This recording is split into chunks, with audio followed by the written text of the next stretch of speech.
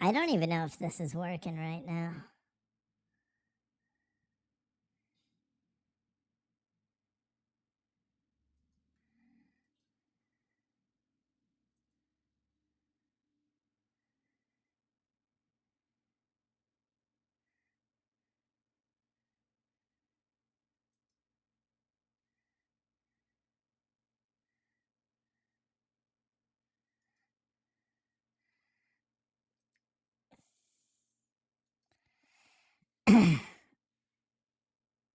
Facebook did something. I can't live stream to Facebook right now. I don't know what they did. Unless I am live on Facebook, but I don't see a Facebook chat, so something's not right here.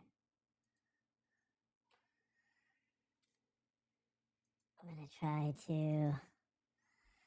It's not a sentencing today. What it's going to be is a hearing regarding sentencing, which is why it's mildly entertaining. Because if he's still representing himself, he's going to act like a moron. You know? Faux show. All right, let me see. I don't know. Restream screwed something up, so I can't tell if this is actually... I see him live on Facebook and Twitch. It's not live at all on YouTube and Twitch. It's not live at all on Facebook because something went wrong. No victim impact statements or anything tonight. This is just to set the timeline. Estelle on YouTube. This is just to set the timeline for sentencing.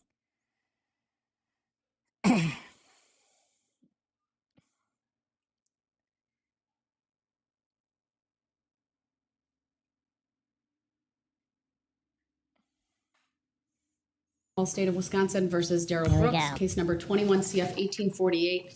May I have the appearances, please? State by Leslie Basie and Zach Witchow. Sir, please state your name for the record. I'm here as a third-party intervener in that matter, appearing as authorized representative for my client. Idiot. I set for value in return for value all of the charging instruments in this matter and make my exemption available for discharge of all obligations and charges connected with this case. I do not dispute any of the facts in the charging instruments and state for the record that I do not identify by the name stated. The record should reflect that the individual known to this court as Darrell Brooks is present in custody in person. He is appearing in jail attire today. The court is here to address a couple of things. Of course, the scheduling of sentencing. I also want to address a letter that was sent to the parties late last week on the 28th regarding the unsealing of search warrants, a filing from Mr. Brooks, and then an issue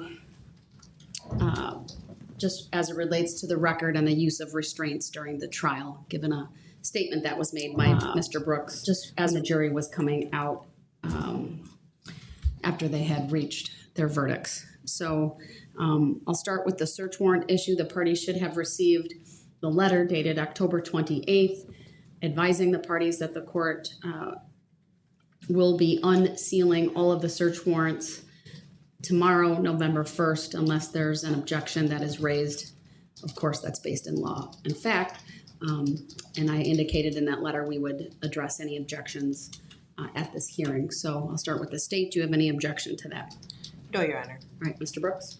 I have not received anything. I'm quite sure, or I don't know if you knew, but the very second that I left your courtroom Wednesday, Your Honor, I was placed on suicide watch. I was told that it was per jail administration, that it was policy. It was nothing I could do about it. They immediately took me right from court, stripped my cell. I talked to mental health. They changed me right over into the smock. And I was basically placed on that. They just gave me regular clothes maybe 10 minutes before I came to your courtroom, Your Honor. So I haven't, I wasn't allowed any We'll give mail. it to you. Huh? I had the letter printed off and we'll give it to you now so you can take a moment to review it. It really says everything that I just put on the record just now as well. I accept for value and return for value this document. I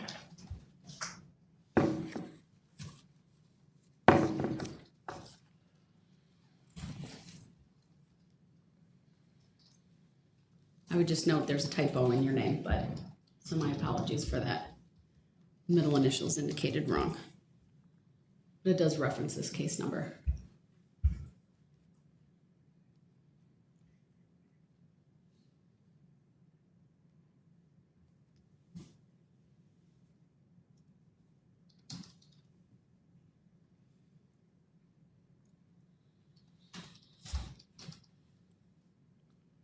When was this letter?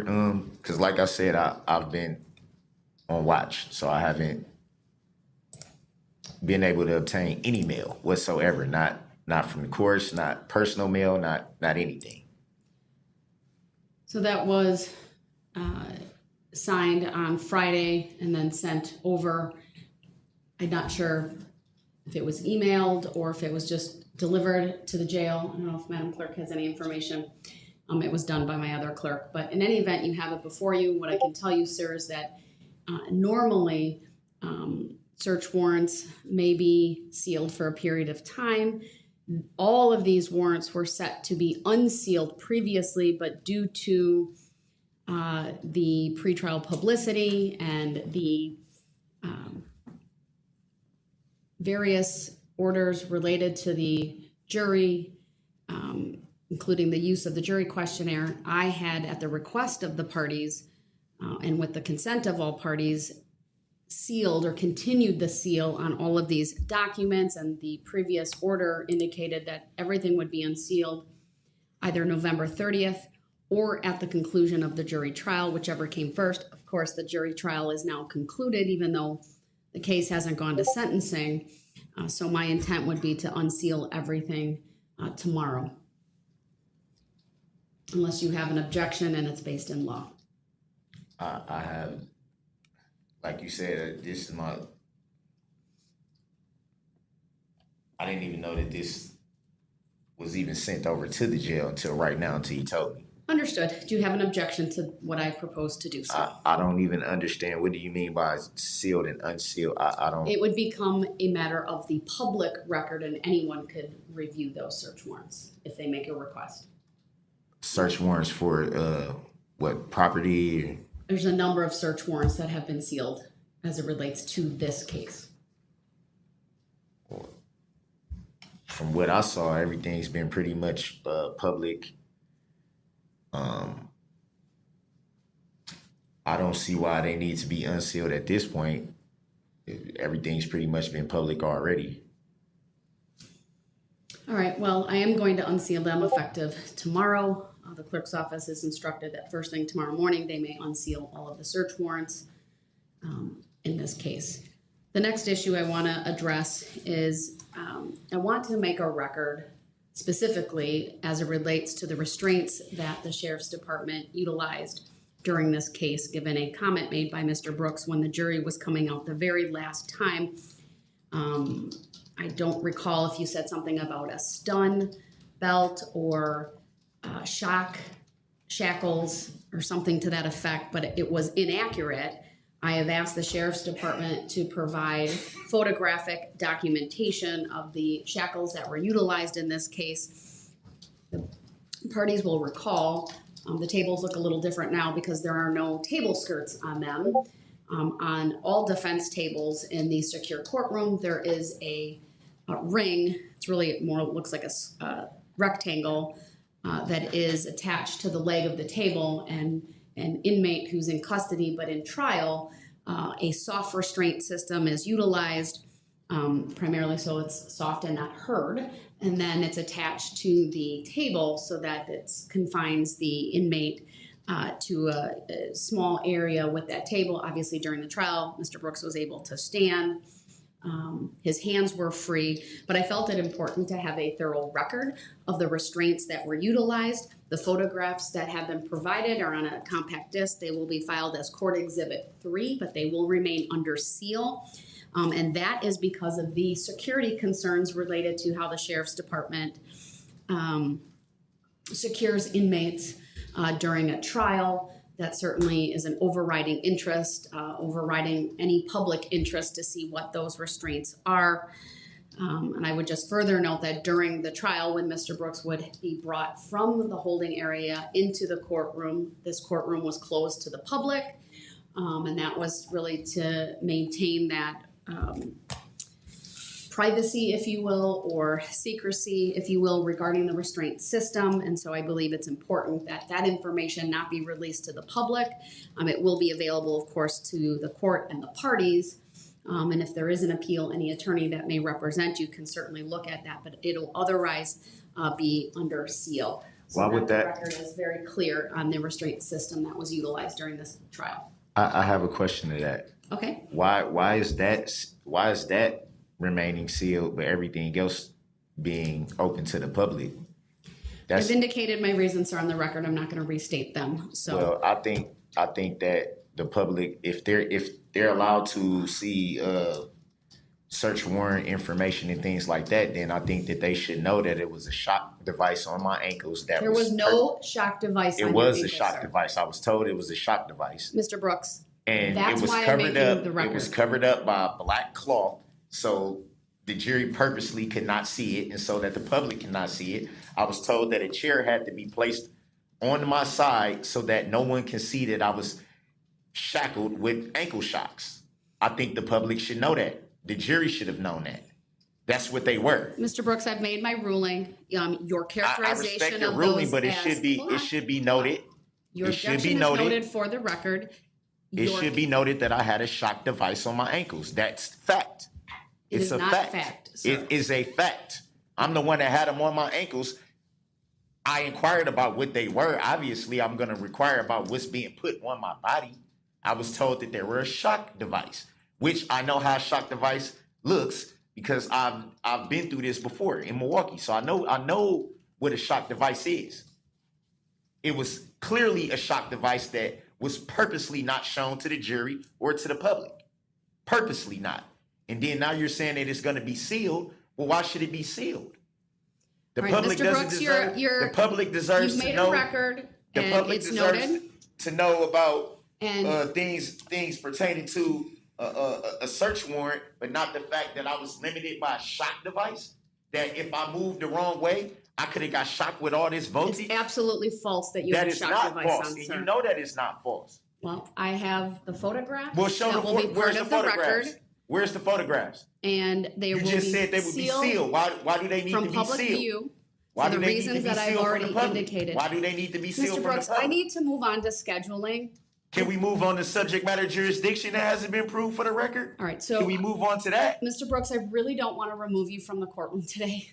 But I need to don't, move I don't on want to to- be removed, but you're not going to sit here and tell me on the record what was on my body when I was told what it was.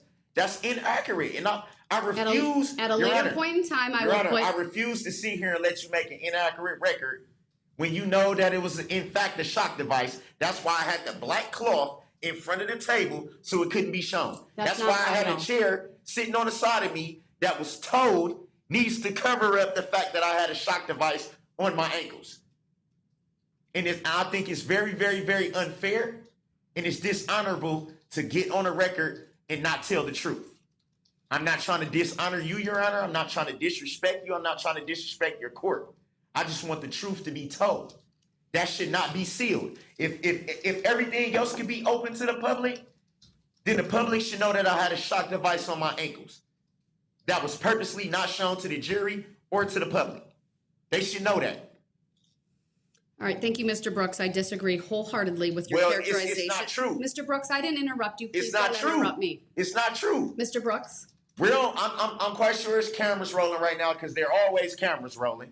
There's always audio on. Mr. Brooks, I need There's to move on to There's public in the scheduling. courtroom. I had a shock device on my ankles, and they purposely did not want to show that to you guys or to the jury. That's Mr. why I Brooks, can only move I'm advising you. here or here. Mr. That's Brooks, the I'm reason why. advising you. And I always had the chair right here. Everybody that came to this courtroom seen that I had a chair right here, even though I had no counsel. What is the reason for me to have a chair right here? All right, Mr. Brooks, Why any did I have a further, black cloth any in front of further the table? interruptions will result in you being removed to the other courtroom Okay, because and you're you not hold letting me in move contempt, on that's to okay. scheduling. Is it civil contempt or criminal contempt? All right, one more interruption and you will go to the other courtroom. Well, they need to know that. Stop. They need to know that. They need to know the truth. I'm gonna ask the state some questions. If you interrupt when I do that, you will be removed to the other Okay, courtroom. remove me All right, then. Remove me then. Attorney It's Basie. not gonna stop the fact that they need All to right, know that the shock device he's is on my interrupted. ankle. I'm sorry, everyone. We'll have to clear the courtroom. He will be removed to the other courtroom. I'll make the That's appropriate fine. findings. Tell the truth, though, Your Honor. Tell the truth. I had a shackle. Lieutenant. I had a shock device Captain, on my can I ankles. please see you? We're off. This is fucking insane. I can't believe this. Every single day, this guy keeps doing this. I wasn't paying attention. Was she saying there was no ankle monitors on him? Or ankle shock, whatever, shock devices? I just can't, I just can't believe he's just continuing on with this line of nuttiness. Oh, man. So stupid. She said there was no shock. See, I don't know if I don't believe that, or I don't know if I believe that there was no shock things on his ankles because he said it so many times in court leading up to that. For them to pretend like now, oh, it wasn't there. I guess, I mean, I believe the judge, but unbelievable. I gotta be mellow. I have people fixing something in my office today, so I gotta be mellow. You know, not crazy like I normally am. And obviously tonight it's Halloween. Happy Halloween to all you fuckers. But yeah, we got trick or treating with the kids today, so there's no show. I was gonna talk more about everything else that happened this week, and the Paul Pelosi stuff is just weird. Weird, right? There's body camera footage. He describes a person as his friend. The body camera footage is never going to be released. They say the door was opened by an unknown person, not this guy David or whatever his name is, and not Paul Pelosi. There was a third person there, and then the police yesterday came out and said, actually, there was not a third person there. Okay. That's why we're never going to see that body camera footage. Also, the True Vote or Just the Vote, I forgot who they are. True the Vote, that's what it is. You guys know the two people behind True the Vote, the ones that are doing all of the investigation into election integrity? How many of you guys know that right now? Because they're currently in jail. Both people are currently in jail right now. Catherine Elderbright and Greg Phillips have been arrested after refusing to reveal their confidential informants. And here's the crazy thing. It appears that they were confidential informants for the FBI, whistleblowers. And a federal judge that's been in federal office since 1968 when he was appointed by Reagan. This just happened this morning. So according to the Post-Millennial and several other, because mainstream media is not going to write about this. On Monday, U.S. Marshals took into custody Catherine Endelbright and Greg Phillips of True the Vote for refusing to identify a confidential informant. Federal Judge Kenneth Hoyt delivered the order, holding the two in contempt of court for refusing to identify the informant, according to the independent journalist Ivory Hecker. Hewitt ordered that Endelbright and Phillips be held in custody for at least a day until they divulge that information. The judge said he never got a straight answer on who was in the Dallas hotel on January 2021 and doesn't know how many people were there. Judge says the way Phillips and Endelbright talks suggests True the Vote did have access to hacked computer data. This is all because of their investigation into a CEO named, what was it? Eugene Yu. Remember Eugene Yu? According to, wait, is this according to... What? Wait, judge says he never got... According to the Houston Chronicle, Enderbright and Phillips testified that in identifying the confidential informant would put his life at risk. Every name I give you is doxed and harassed, Enderbright said. Konak, that's a company. They're a voter software company. Their CEO was indicted, I believe, not too long ago. They were indicted because he was apparently selling voter information to China. The record and State Okay, versus never mind, Brooks it's back on. appearances are as they were before. Mr. Brooks, if you interrupt me, I will mute you so that I can make an adequate record regarding. Me anyway, Your Honor. All right, he interrupted. I will mute him. I need to make a record of his removal.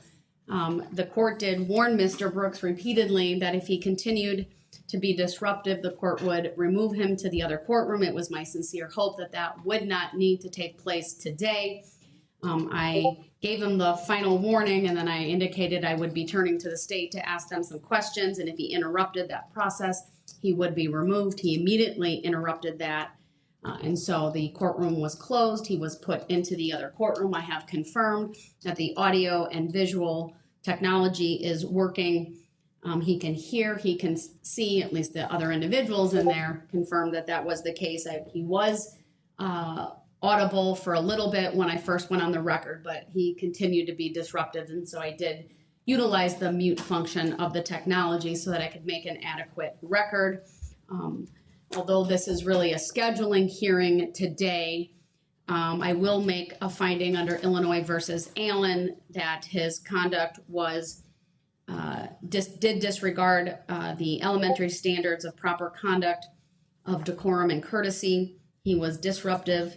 He interrupted multiple times and challenged this court when this court was making a record regarding the restraints that were utilized throughout this trial. I'm not going to do it today, but I will at a later point in time. Perhaps after scheduling, I will have a deputy testify regarding the restraints that were utilized so that there is a full and complete record about what was utilized and what was not utilized throughout this trial. It is absolutely false that a stun belt of any kind was used on Mr. Brooks. I don't know if he's receiving that information from other inmates.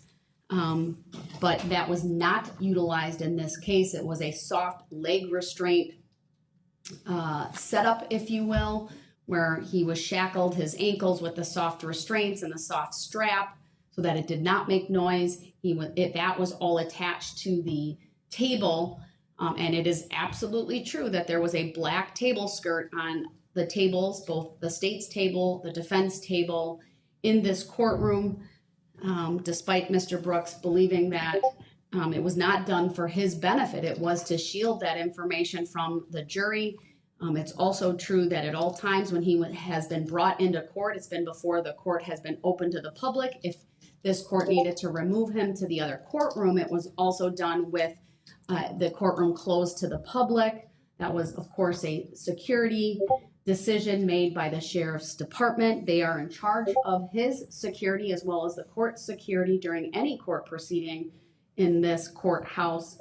And it was their discretion and decision on what restraints would be utilized. And again, I'll go through that later and have a record made of what was utilized, including having one of the deputies identify what's on the exhibit. I'm not going to show that publicly. Again, there are security reasons. We don't, frankly, need inmates doing research or the public doing research on what these restraints are. There's an important security aspect related to keeping courts safe, keeping inmates safe, and that is why I'm sealing that information from public view so that their protocols and practices That sounds fishy as shit. have that, I'll just be frankly, honest. veil of secrecy. It's important given the security issues. It's a law enforcement function, and that is my decision on that. As far as Mr. Brooks being in the other courtroom, again, I did that pursuant to the authority found in Illinois versus Allen. I did not hold him in contempt. Frankly, because it's a scheduling type hearing, I could simply have him taken back to the jail and he could appear by phone, but I've chosen to have him appear by video and audio means from the other courtroom. With that, I am going to address scheduling. I will be asking each party in turn how much time they believe they need to present their various sentencing remarks and whether anyone will be speaking on behalf. So I'll turn to the state first. Thank you, Your Honor. To date, we have indications from the victims or their families that 36 people would like to either have a statement read or they'd like to read it themselves. We have approximately 5 to 10 others that would like to submit one in writing, which obviously wouldn't impact the time that we would need on the sentencing date. I would think that the state's comments would be between a half an hour to 45 minutes in total. So we're looking probably at about 4 to 4.5 hours. We will need some time to rotate victims out of the courtroom as they come in and to speak, because we can't fit everyone in the courtroom at one time. So we'll need to get one set in, get another one to room 115 so that they can hear what's being said. So we're thinking 4 hours, and speaking with the families and the victims Wednesday after the verdict. I think there's a strong desire to have the sentencing before the anniversary of the parade incident, and that obviously is November 21st. In checking with people, November 15th, 16th works for everyone. Specifically, the 16th works for everyone that would like to talk. I know that this court obviously has court calendars. It's pretty awesome. That's what it is. I do have other dates that would work. Unfortunately, those go out to the end of December, end of November, beginning of December. But again, I can't emphasize enough, there are a lot of families who are leaving town the week of the parade, and I think the general consensus would be it would be nice for them to have some finality to this before they leave, so that they're not around here at the time that a loved one was injured or killed. By any chance, did you have an opportunity to look at my calendar and some of the jury trials and talk with your colleagues? I mean, one of the cases, for example, I have on the 15th is an attempted homicide trial. I don't know if that's going to go or not, but just like this court gave due attention to this case, I need to be mindful that that case has been scheduled since June. I did not. I received these dates, although I believe that they were probably sent this weekend. I did not check my email over the weekend, so I did receive them this morning, and unfortunately I did not take the time to do that. We can certainly look right now. Do you know who's handling that attempted homicide from our office? I believe that's Attorney Sitzberger. Okay. There's other cases as well, because it's rare that I wouldn't stack trials. Right. And so there's also another serious felony matter with Attorney Thurston for your office. That one was scheduled in August.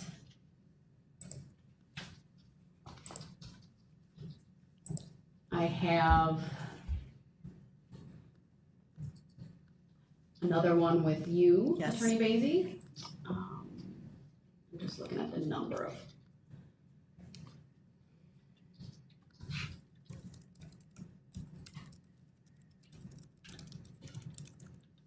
So we have 8 different defendants, many more cases, but 8 different defendants scheduled for jury trial on the 15th. The other thing is on the 16th, our CJCC has a very special meeting. I'm still the chair of that, and that is an anniversary of the CJCC that I do not want to miss. So not that I couldn't work around that, and it's not that I'm not willing to change, my calendar in any way that I can. I can tell you, Attorney Wichow did reach out to Attorney Sitzberger. He indicated, and he said we could put this on the record, he's 98% confident that that will resolve, the attempted homicide will resolve. Attorney Thurston is not in the office today, so I can't speak to that trial.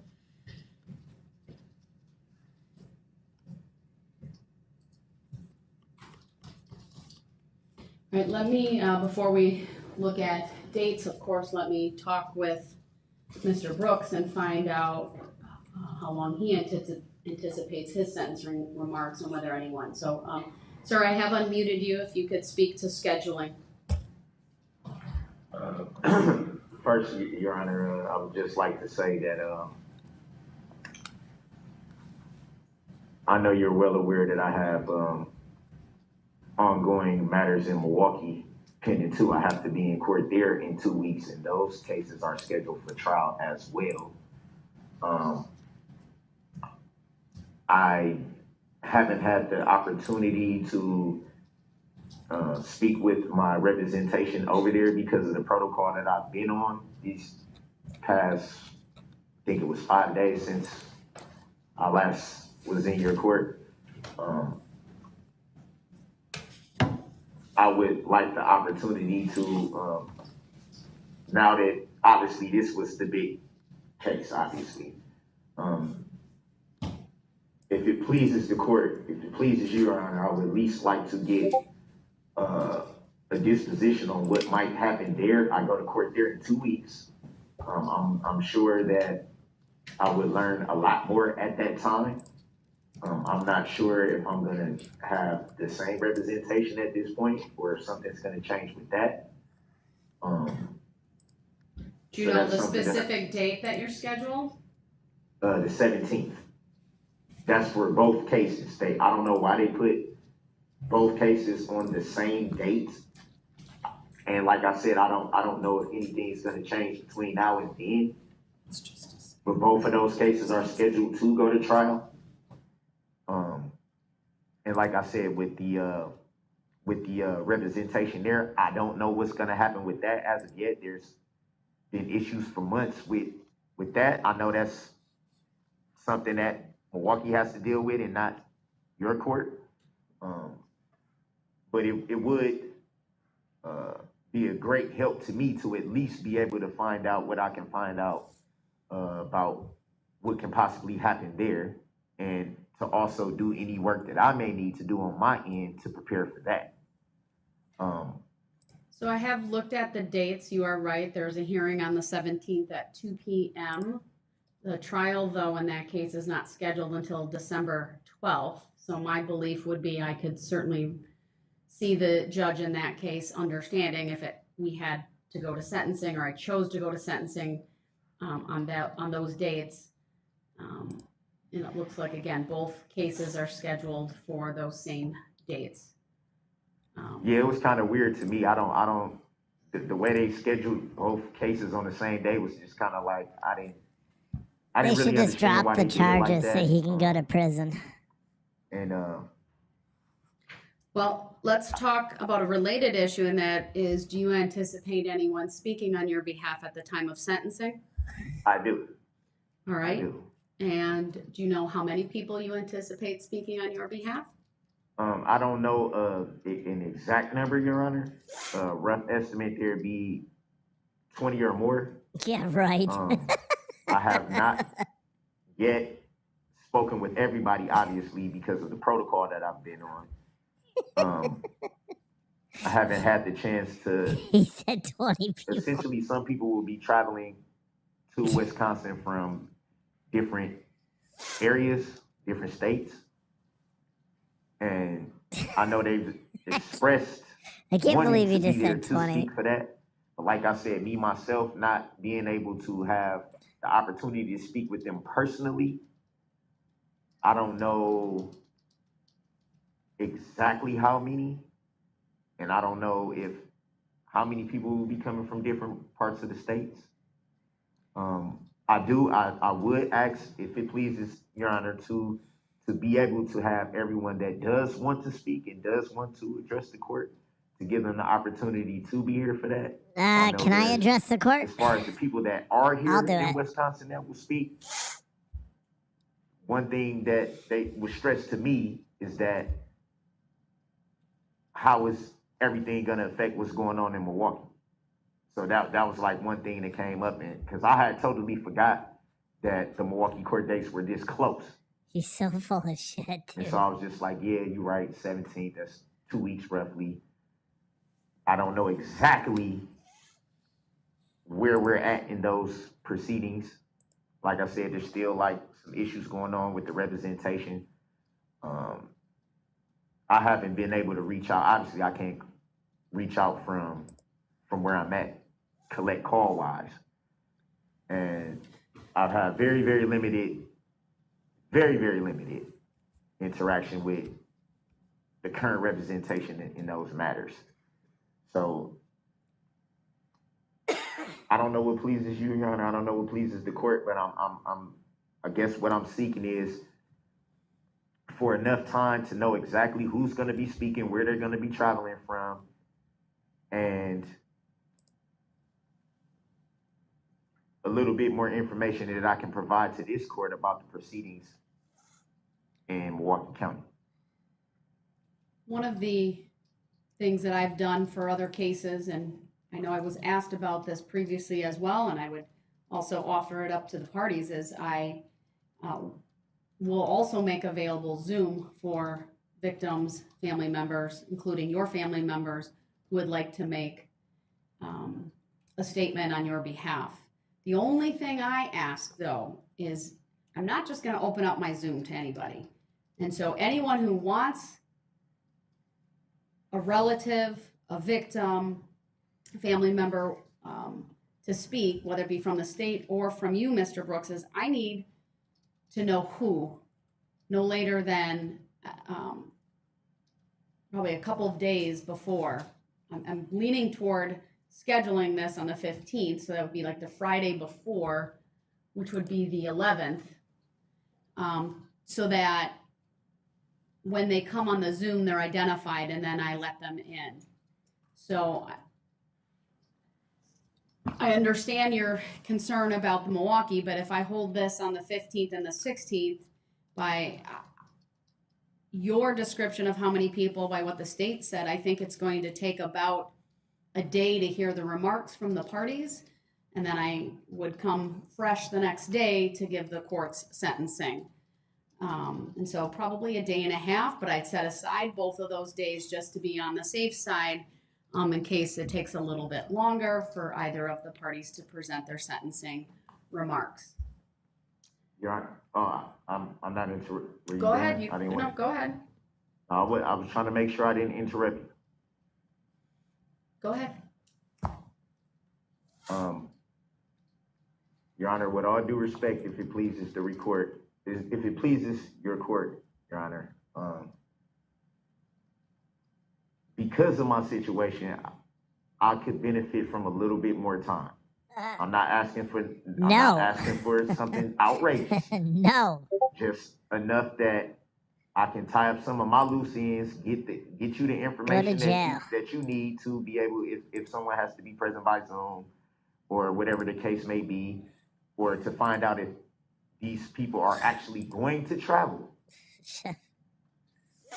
And also still be able to prepare for what I need to prepare for, because obviously I still, regardless to anything, I still have to be prepared to continue court proceedings.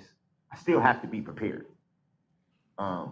It will really be a big help and a great benefit if I can have just a little bit more time to tie up the loose ends and get everything done in a timely fashion to be able to be ready to go and present what's needed to the court.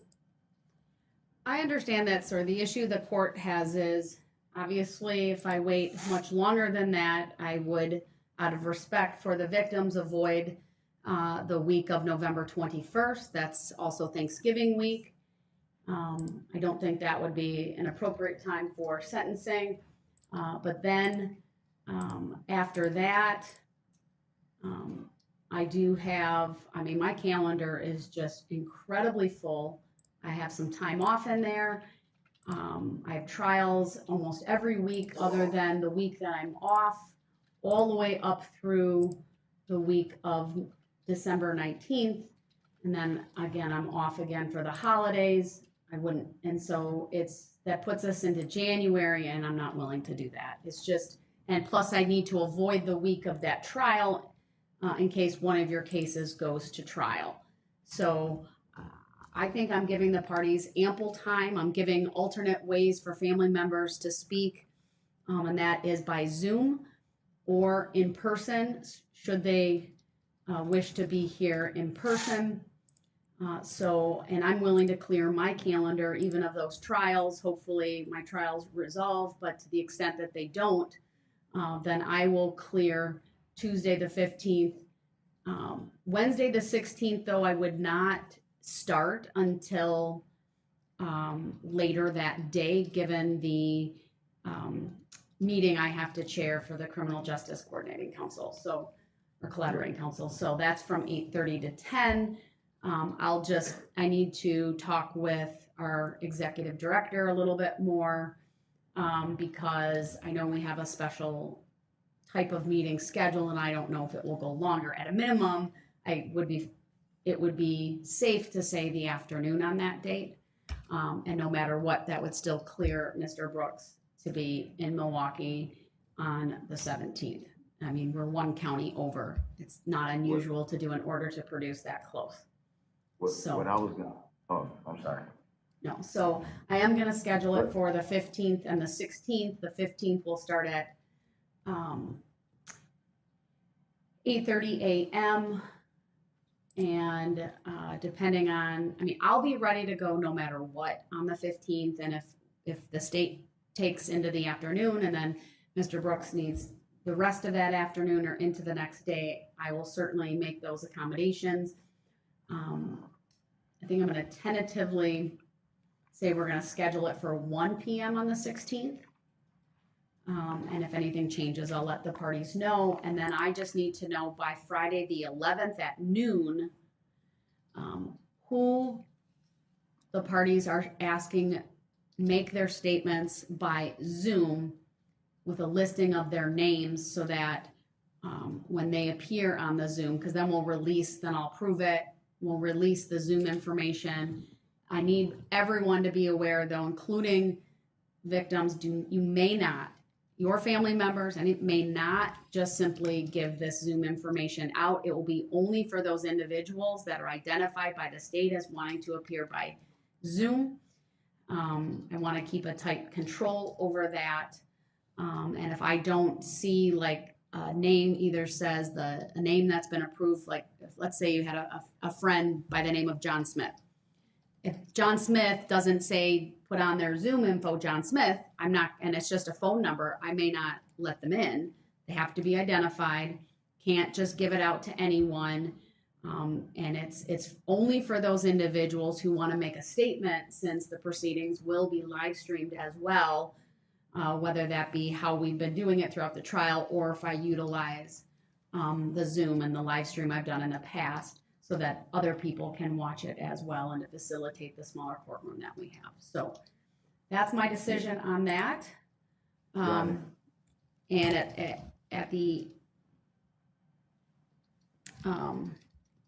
I want to just very briefly have, I believe it's going to be Deputy Kibler who's going to testify about the restraints. Your Honor. Yes. Well, I'm not trying to interrupt. Go ahead.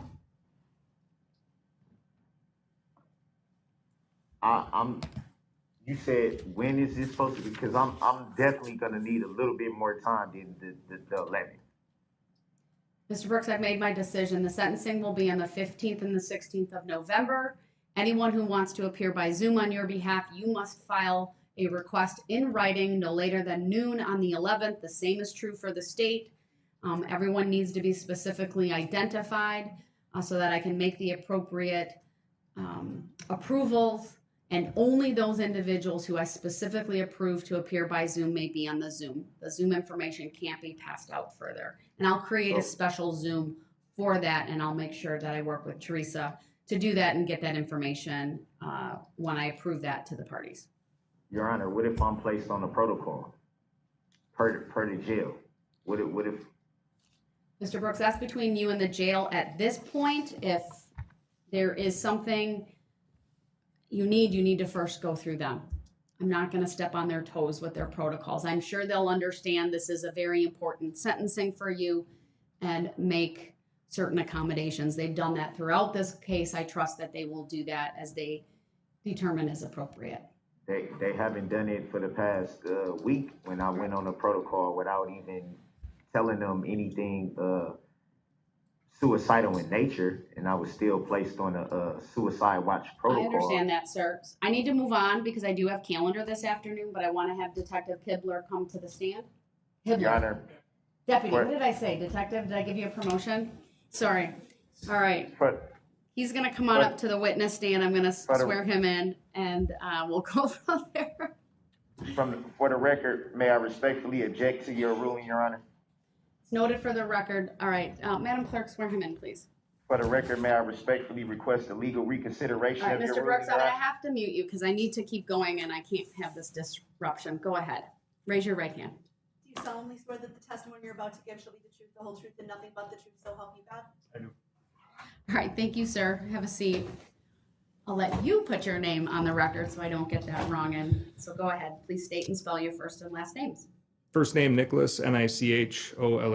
Last name Kibler, Kibler. All right, thank you. And you are employed in what capacity with the Sheriff's Department? I'm a deputy for the Waukesha County Sheriff's Department.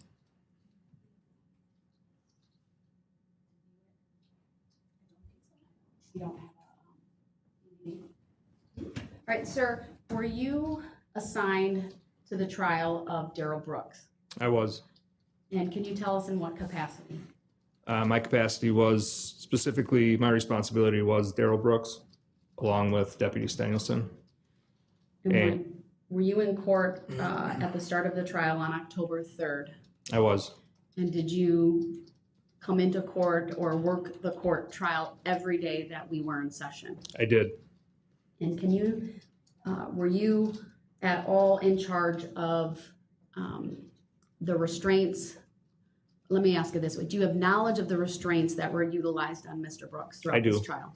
Can you describe those, please? It's a soft restraint that we used. It was not any type of electronic control device. It was just a soft restraint that we applied to Mr. Brooks prior to coming into court every day. And would that be a restraint system that was on his legs or something else? It was around his ankles. All right. Throughout the trial, the tables in this courtroom had black table skirts. Do you remember seeing those? I do. And did that hide from view in any way the use of the restraints from the jury? It did. And were the restraints also attached to the table in some fashion? They were attached to the table by a tether. At any point in time, were there any other restraints utilized in the courtroom? There was not. At any point in time, were there any type of electronic or stun device placed on Mr. Brooks? There was not.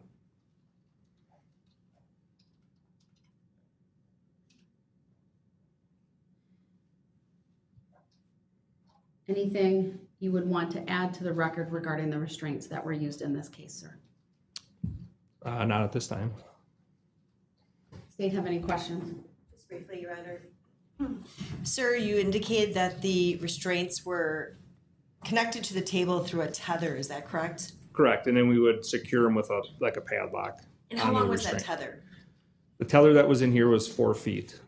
So Mr. Brooks could stand up, Correct. he could walk to his left briefly and walk to his right, is that correct? That's correct. And that was the same rule that the state had, that we had to stand up and use our table to question witnesses. That was the same rule that applied to Mr. Brooks. Correct. Okay, nothing further. Mr. Brooks, you're muted. Do you have any questions regarding the restraint system as testified to by Yes. Deputy Kibler? Yes, I do. And Your Honor, you can't practice law from the bench. Your question, sir? So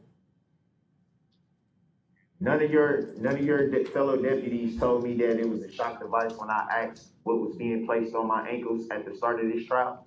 Not that I'm aware of. Not that you're aware of. Do you know for sure that I was told that they were a shock device? I don't believe that's the truth. I believe every time you had those devices put on, I was in there, and it was either myself or Deputy Stengelson putting them on, and I did not tell you that, nor did I ever hear Deputy Stengelson tell you that they were an electronic device. So you were here every single day for every single moment of the trial. Correct. And you never heard any deputy tell me that they was, matter of fact, let me back up. Do you recall me asking what was being placed on my ankles? That I don't. If you did, we would have told you it was just an ankle restraint. And you said that it was an ankle restraint. Did it have any metal parts? Yes. And what are those metal parts? Metal part is where a strap went through and the locking device. And what are those, particularly, let's say if a defendant in a trial attempts to, let's say, attack someone, what would be the purpose of those ankle restraints? The restraints we had on you would limit your movement. So if you did try to do anything, we would have had enough time to control you. And you state that, well, the prosecutors stated that the same rules were in effect for the defendant as the prosecution, but were they not allowed to put up exhibits to go to the front of the courtroom and put up exhibits? They might have a few times, but The record will reflect it was one time in the presence of the jury, and after that, I called them on it and said that would not happen. And then after that, it was only with the permission of the court and then outside the presence of the jury. I don't believe that, Your Honor, you can practice law from the bench and answer the question that was asked to the... Mr. Brooks, I'm in charge of the record, not you, and the record's going to be accurate. I didn't say, well, it's not accurate. You're practicing law from the bench. All right, Mr. Brooks, do you have any other questions for this Yes, witness? I do. Yes, All right, I do. it has Before to be you start- about the restraint system. Please Okay, continue. and was I allowed to approach the bench and put up exhibits at any time during this trial? you were not. And so, how is it that the prosecution was able to do something that I was not able to do? That's not for me to answer. It's because of the shock device that was put on my ankles, correct? There was no shock device on your ankle, sir. I was told that it was. And you said that you don't recall hearing that being told to me, correct? No, it was not told to you by me. Yeah, by you, but you also said that's the point that I'm getting at. I'm asking the question. You said that it wasn't told to me by you. I never asked you, correct? You never asked me, but I also did not ever hear Deputy Danielson tell you that they were a shock I device. never asked you. I never asked you, yes or no. No, you did not. So do you know for sure if I ever asked any other deputy? Well, considering I was in there when the restraints were being placed on you, I did not ever hear anybody while I was inside the bullpen while they were putting restraints on you. So it'd be fair to say that you don't know for sure if I ever asked what the device was that was being placed on my ankle. No, I can't be for sure.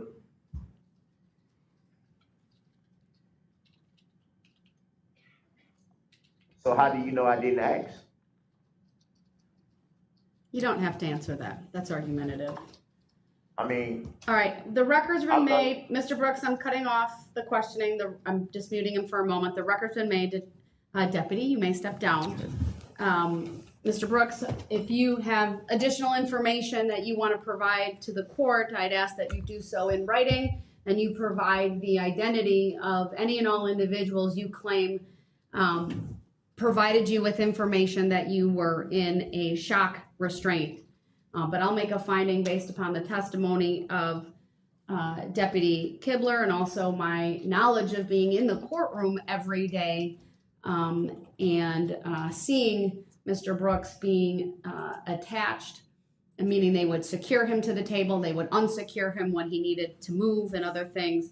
I'll make a finding that the soft restraint system was what was utilized and at no time was he ever in a shock type of device.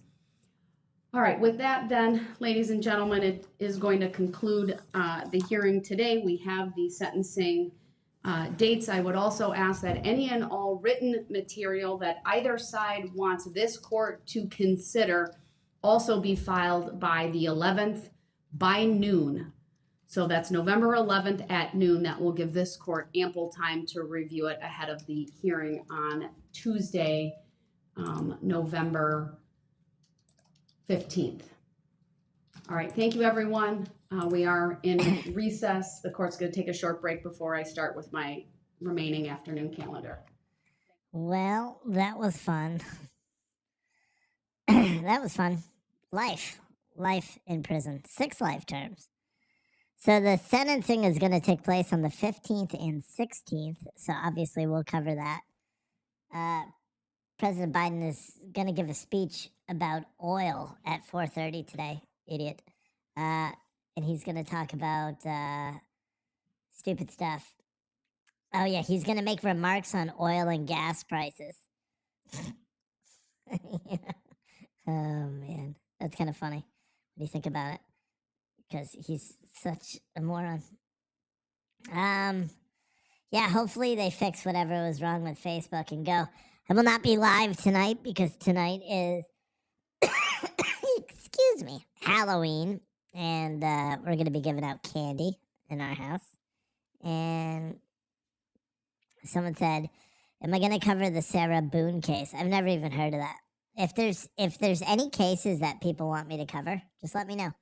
But otherwise, I'm going to end this sucker. I'll be live tomorrow at some point. I'm going to have a bunch of uploaded videos on the Angry Turnip page. And the website for the Angry Turnip should be completed by tomorrow.